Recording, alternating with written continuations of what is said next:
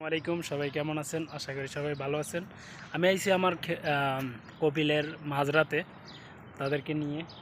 তো আইসা এত সুন্দর সুন্দর খেজুর বাগান দেখা মানে মনে মানলো না, তো চিন্তা করলাম একটা ভিডিও বানাই। এত সুন্দর খেজুর বাগান যদি পাকতো তাহলে হয়তো অনেক সুন্দর হইতো, কিন্তু কাঁচা মাত্র হয়েছে।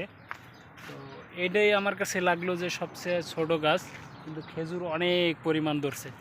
বাগানটাও কম না, অনেক পরিমাণ বড়। তো অনেক বাগানেই গেছি আজগা, কিন্তু এটার মধ্যে দেখে অনেক ভালো লাগলো। তার কারণ এত পরিমাণে খেজুর অন্য অন্য বাগানে কমেই দেখছি আমি। তো যদি ভালো লাগে প্লিজ লাইক কমেন্ট শেয়ার।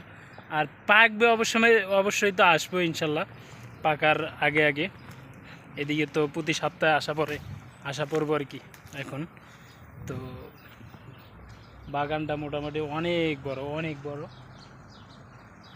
তো পানি দিতেছে আর কি, পানি দিতেছে গাছের মধ্যে সৈদির যে ছেলে, সেই ছেলে। তো আমি কপিলে বইলা অনুমতি নিয়ে আসলাম খেজুর বাগানটা দেখাইতে আর কি আপনাদেরকে, বা আমিও দেখতেছি ঘুরে ফেরা। আর কখনো তো এইভাবে কাছে আইসা খেজুর বাগান দেখা হয় নাই, নজদিক মানে এত কাছে খেজুর বাগান দেখা হয় নাই এত সুন্দর।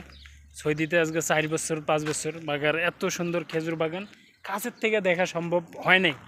তো আসলাম মাঝরাতে।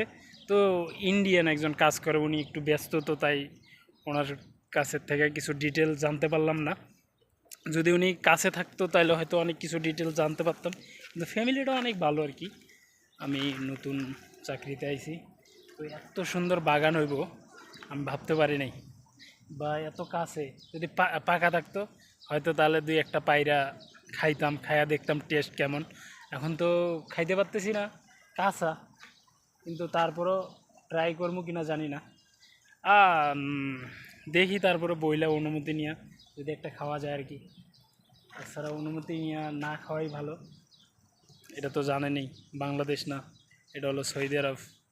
হয় পরে আবার কইব তুই খাইছস কি লেগা, আমি তোরে কইছি খাইতে, তো পরে মুশকিল হইতে পারে। তো আপনাদেরকে দেখাইলাম পুরো বাগানটা, একটু দেখুন। অনেক মানে সুন্দর একটা বাগান, বড় দূর। আমার অনেক গরম লাগতেছে তাই একটু দূরে যাইতে পারলাম না। তো ওকে, আল্লাহ হাফেজ, সবাই ভালো থাকবেন।